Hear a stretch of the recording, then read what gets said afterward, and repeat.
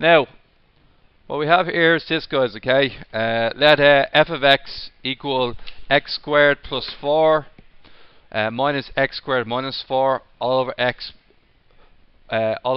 bracket x plus 2. This is actually an excellent question that we're doing today. Alright?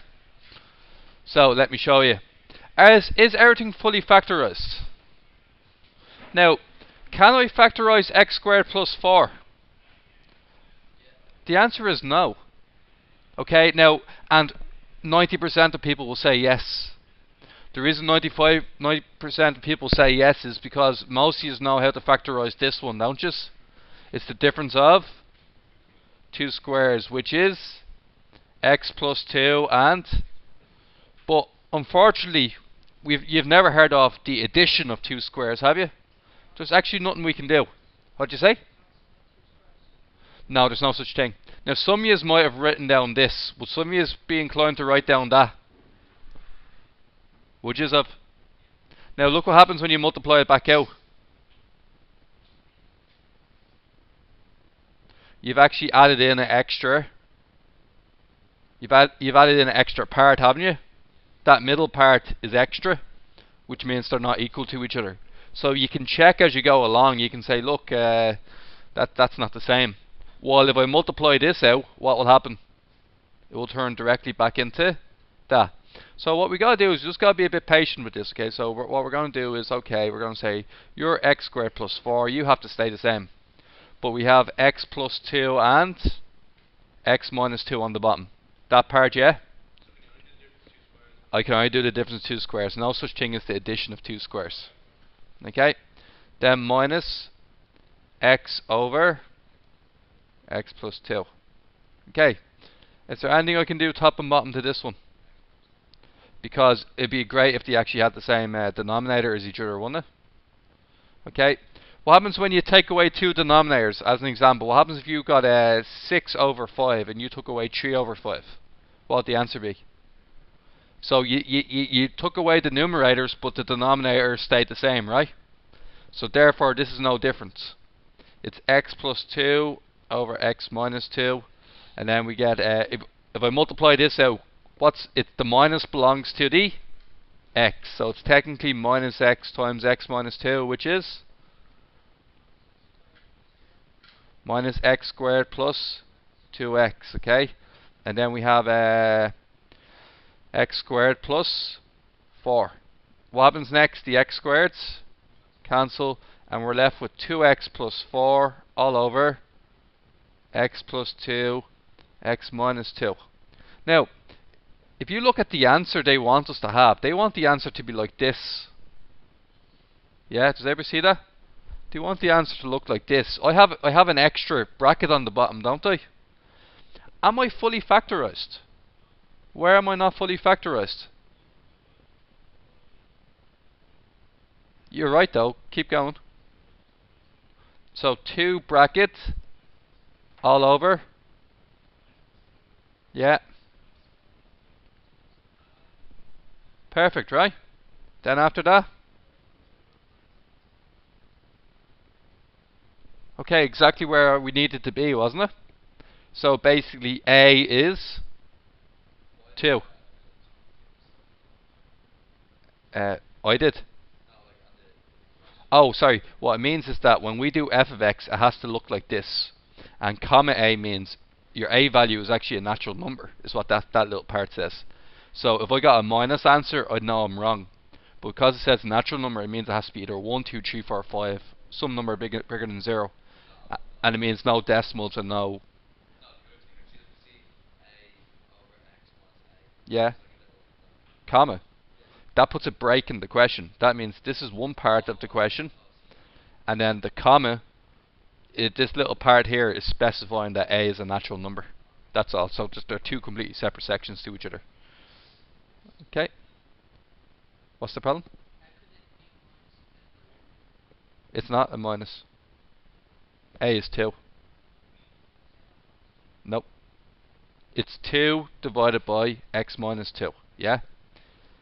And if I rewrite this, I'm going to write above it. A is 2. The minus belongs to the formula. The 2 goes there. So A is 2. Find the range of values for of x for which f of x is less than 1. When is f of x less than 1?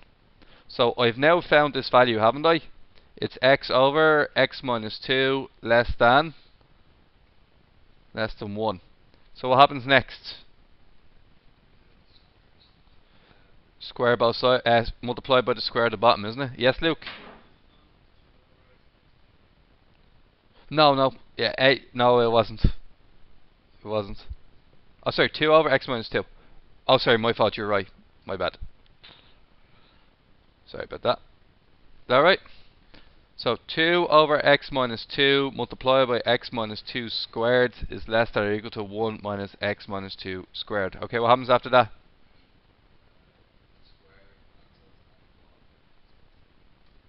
Okay, so 2x minus 4 less than, multiply this out, it's x squared minus 4x plus 4. Do I need to explain what I did there?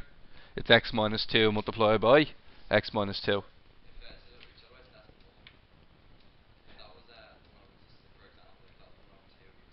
1 over 2. I'd multiply both sides by 2 to get rid of the fraction. What are you asking me? If that was if this number here was a half instead of 1, I'd multiply both sides by 2 to get rid of the fraction.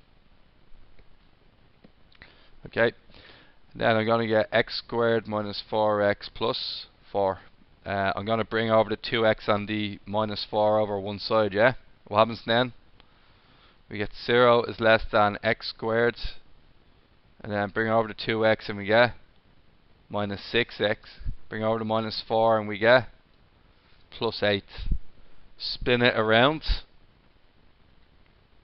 and we get that. Everybody knew what I did there? 5 is smaller than 6. Spin it around, 6 bigger than 5. You can spin the full thing around, no sign changes, just changes the direction. U-shaper. So the U-shaper is what, guys? We solve this and we get a x minus 2, x minus, x equals 2, x equals 4. 2 and 4. 4 and 2. Oh, it is indeed. So my graph was a bit out of sync there, wasn't it? So it should be over here somewhere, yeah? 2 and 4. Okay, I want it to be, I already drew it in red, so I'm going to have to draw the safe zone. When it's above 0, I'm happy about it. When is it above 0? There, and it's below 0 there, and it's above 0 there. What two ranges are they? Smaller than 2. Greater than 2 would put me at a number like 3, and 3 puts me under. And x is greater than 4. That's it. Everybody right with that? Okay.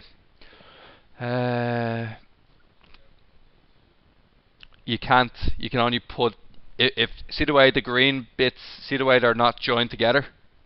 You can't join them together unless it's the middle part. They're impossible to join. Okay. Now, what happens next is 42 is same thing again. Did I do this one already? Yesterday? I'm stuck for time, so I might just have to check it out before the exam, yeah? What we have here is this. A ball is thrown by a boy from top of a building. The ball leaves his hands 2 meters above the building. The height h meters reached by the ball above the ground after t seconds given by h equals 9 plus 8t minus t squared. Find the height of the building. I'm going to show you a really easy way to do this. Something like this. Go to your calculator, and what do you think I'm going to tell you? I tell this a lot to most of my classes. What function do I absolutely love in this? The table function, okay? I'm going to replace anywhere f of x is now h, t's are now what letter? They're now x's. Okay? Now what this will do is this formula will tell me the height and the x value will be the time. Are you looking? We're going to start at 0 because there's no such thing as negative time, is there? I might just go for 15 seconds. I don't know what I should end it at. I really don't know. But look, I'll go up in steps of one. I'm just going to explain what happens. When you, at time, this see x equals 0, yeah? What did we say x was? T. This means t equals 0. At t equals 0, what happens? Have you thrown the ball yet? No. But you're 9 meters above the ground. After 1 second, you're 16 meters. After 2 seconds, you're 21. So, at the very beginning of the question, if we say h equals 9 plus 8t minus t squared, if we replace in t equals 0, we can find out what the height was at the start of the question, and the height will therefore be 9. You threw the ball 9 meters above the ground. You're 9 meters above the ground when you threw the ball. But what did we say? He's 2 meters above the building. So 2 meters of this is down to the person himself. So how tall is the actual building then? 7. So there's the little language part, a little tweak in the language, making the difference to your question. If that question says what's the height, what was the height above the ground that the man threw the ball, you'd answer 9 meters. But because 2 meters of that height is due to the man himself, it will only be 7 meters. Find the time taken for the ball to hit the ground for the first time. When you hit the ground, what's your height above the ground? H equals 0. 2 ways of doing this. Look for h equals 0. After how many seconds? 9. Okay. T equals 9, h equals 0. Imagine we don't have that ability. The height will equal 0.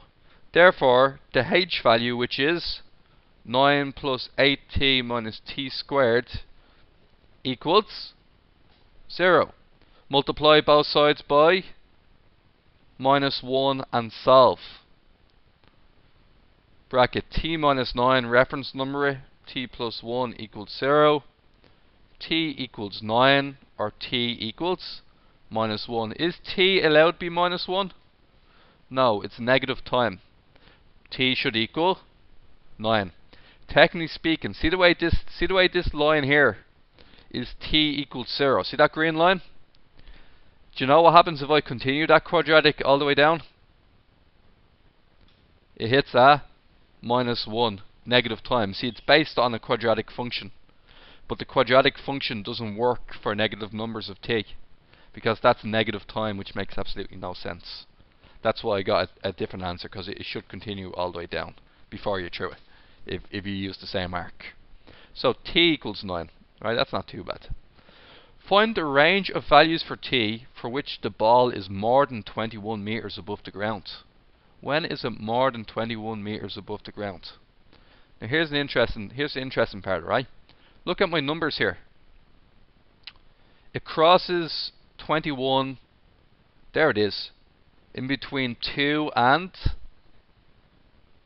6 seconds. Once again, how would I do that without this calculator? Here's how I would do it. I'd say that I'd write down this. H is bigger than 21. Agreed? Then replace h with what formula? 9 plus 8t, yeah, minus t squared greater than 21. You happy with that? What do I do after that then? I'm going to bring out the 21 first, alright? So bring out the 21, and I'm going to get minus t squared plus 8t. 9 minus 21? Minus 12, alright? Greater than 0. Both sides by -1. In business, we changed a n-shaped graph into a u-shaped graph that crosses at the right points as well. Remember I said it doesn't matter if it's n-shaped or u-shaped once you adjust it properly. Okay? Plus 12 greater than 0. You want a u-shaped graph. I didn't reverse the sign, did I? No, I forgot to reverse the sign. Less than 0. Everybody alright with that? Now, Look at this, guys. Solve it, equal to 0, so you get t minus 6 and t minus 2 equals 0, t equals 6 and t equals 2. From our answers earlier, we know that it's all the answers between 2 and 6. Remember that earlier? It's 24 meters above after 3 seconds. It's 25 meters above after 4 seconds. It's 24 meters above after 5 seconds, and then after 6 seconds it goes back to 21. Now it wants it to be bigger than, above, more than, not more than or equal to, more than. That's why it's greater than, not greater than or equal to. Everybody alright with that? We good? Okie dokie. So what we're going to get is, it's now a U-shaped graph because we converted it to a U-shaper right here. We have 2 and 6. Do we want it to be above or below? Above or below, guys? What does that say? Below. If it was above, you're looking at the line above the square box, aren't you?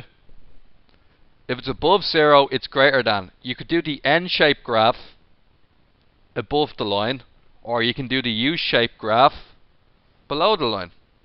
I boxed this one off to tell you that I'm actually using the U-shaped graph. How do I know this is U-shaped?